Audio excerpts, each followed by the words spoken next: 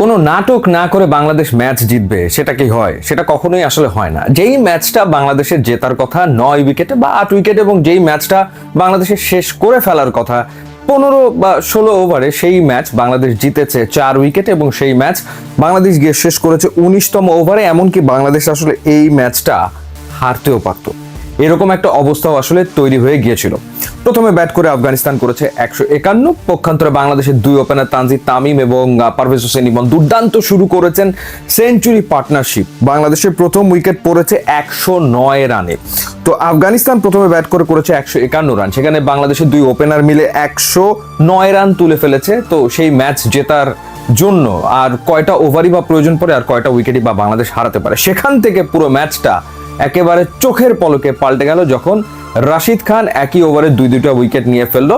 এবং প্রথমত সাইফ হাসানকে তিনি এলবিডব্লিউর ফাঁদে ফেললেন। এরপর তানজিদ হাসান তামিম, যিনি হাফ সেঞ্চুরি করেছেন, তিনি আসলে কট বাহাইন্ড হয়ে গেলেন। তো এক ওভারে 2 উইকেট নিলেন, এবং ঠিক তার পরের ওভারে বল করতে এসে তিনি যেটা করলেন সেটা হলো বাংলাদেশের ক্যাপ্টেন জাকের আলী অনিক এবং শামীম পাটোয়ারি দুজনকেই আউট করলেন। সেটা ছিল তার চতুর্থ ওভার, এবং জাকের আলী অনিক তিনি চুইংগাম চাবাতে চাবাতে 7 বলে 6 রানের একটা মহা গুরুত্বপূর্ণ ইনিংস খেলেছেন এবং বাংলাদেশকে ডুবিয়ে এসছেন ওই সময়টাতে। এবং শামীম পাটোয়ারি 4 বলে 0 রান করেছেন, এবং শামীম পাটোয়ারি যথারীতি দেখলাম যে তিনি রাশিদ খানকে রিভার্স সুইপ খেলার চেষ্টা করছেন, উদ্ভট সব শট খেলার চেষ্টা করছেন।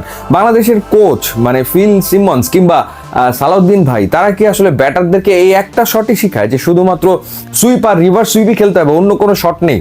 এবং আরো একবার ব্রেইনলেস ক্রিকেট, যেখানে রাশিদ খানের চতুর্থ ওভার তাকে দেখে শুনে খেলে ছেড়ে দিলেই হয়ে যায় না, মানে তাকেও দেখে শুনে খেলতে পারে না, এবং ডিফেন্স বলে তো কোনো কিছু নাই।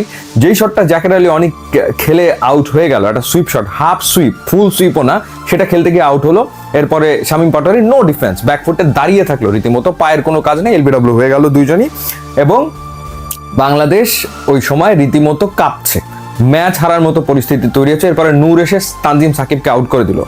এবং ঘটনা যেটা হয়েছে, জাকের আলী অনিক এবং শামীম পাটোয়ারি দুজনে মিলে রিভিউ নিয়ে শেষ করে ফেলেছে, প্লাম এলবিডব্লিউ, তারপরেও তারা রিভিউ নিয়েছে। এরপরে দেখা গেল তানজিম সাকিব, যিনিও এলবিডব্লিউর শিকার হলেন বা আম্পায়ার তাকে এলবিডব্লিউর আউট দিলেন, আসলে ইনসাইড এজ ছিল, ব্যাটে লেগেছিল। সাকিবের কিছু করার নেই, কারণ তখন আর কোনো রিভিউ অবশিষ্ট নেই, কারণ মন চেয়েছে জাকের আলী অনিক ক্যাপ্টেন রিভিউ নেবেন, শামীম পাটোয়ারি প্লাম এলবিডব্লিউ, তারপরে মন চেয়েছে রিভিউ নেবেন। সুতরাং সাকিব আসলে আর রিভিউ নেওয়ার সুযোগ পাননি, ইনসাইড এজ হওয়ার পরেও তিনি আসলে আউট হয়ে গেলেন। এরপর একটা পার্টনারশিপ দরকার ছিল 35 রানের, যা হোক রিশাদ হোসেন এবং নুরুল হাসান চৌহান তারা সেই পার্টনারশিপটা করেছেন, এবং তারা পার্টনারশিপটা করে ম্যাচটা বাংলাদেশকে জিতিয়েছেন। রিশাদ হোসেন 9 বলে 14, নুরুল হাসান চৌহান ওমর জাইকে 2টো ছক্কা মেরেছেন। শুরুর দিকে ভীষণ রকম নড়বড়া, তাকেও মনে হচ্ছিল যে কোনো মুহূর্তে সোহান আসলে আউট হয়ে যাবেন, যেভাবে তিনি পাকিস্তানের বিপক্ষে আউট হয়েছিলেন এশিয়া কাপের ওই ম্যাচটাতে। কিন্তু একটা ছক্কা মারার পর তার কনফিডেন্স বাড়ার পর দ্বিতীয় যে ছক্কাটা মেরেছেন দুর্দান্ত, দেখার মতো, 2টা 6 তিনি মেরেছেন। তো বাংলাদেশ ম্যাচ জিতেছে ফাইনালি 4 উইকেটে।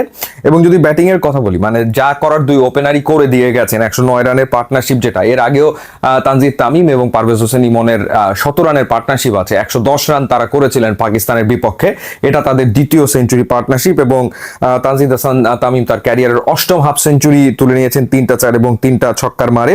এবং পারভেজ হোসেন ইমন তার ক্যারিয়ারের 3য় হাফ সেঞ্চুরি পেয়েছেন, 4টা 4 এবং 3টা ছক্কা তিনি মেরেছেন। একজন হাফ সেঞ্চুরি করেছেন 35 বলে ইমন, এবং তানজিদ হাসান তামিম তিনি 34 বলে হাফ সেঞ্চুরি করেছেন। তো যাই হোক, মিডিল অর্ডার না থাকলে কি হয় সেটা দেখা গেল। প্রপার মিডিল অর্ডার না থাকলে কি হয়? সৌম্য সরকার পৌঁছতে পারেননি, দলের সাথে তিনি নেই।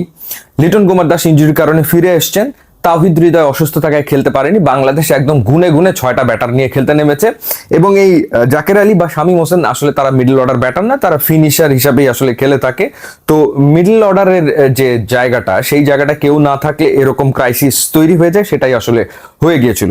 এর আগে যদি বোলিং এর কথা বলি, সেক্ষেত্রে 2টো উইকেট তানজিদ হাসান সাকিব নিয়েছেন, 2টো উইকেট রিশাদ হোসেন নিয়েছেন, তাসকিন নাসুম 1টা করে উইকেট নিয়েছেন, মুস্তাফিজ 1টা উইকেট নিয়েছেন। বোলাররা বোলারদের কাজটা করেছে, এবং আফগানিস্তানকে তারা 151-তে আটকে রাখতে পেরেছে। গ্রাউন্ড ওয়াজ লিটল, শারজার মাঠ ছোট মাঠ, সেখানে ডেফিনেটলি বোলাররা ভালো কাজটা আসলে করেছেন।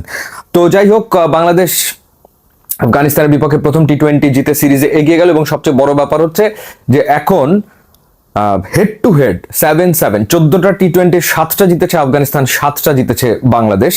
এবং বাংলাদেশ বিদেশের মাটিতে পরপর 2টা টি-20 ম্যাচে আফগানিস্তানকে হারালো, সেই জন্য অবশ্যই অভিনন্দন জানাতে হয় বাংলাদেশ দলকে। বাট এই দলের যে দুর্বলতার জায়গা সেটা মিডল অর্ডার এবং স্পেশালি ক্যাপ্টেন নিজে এবং শামীম হোসেন পাটোয়ারি মিডল অর্ডারের ওই জায়গাটা। ইউটিউব ইনস্টাগ্রাম লিঙ্ক দেওয়া আছে, আপনারা যোগ দিলে খুবই খুশি হবে। And thanks for watching.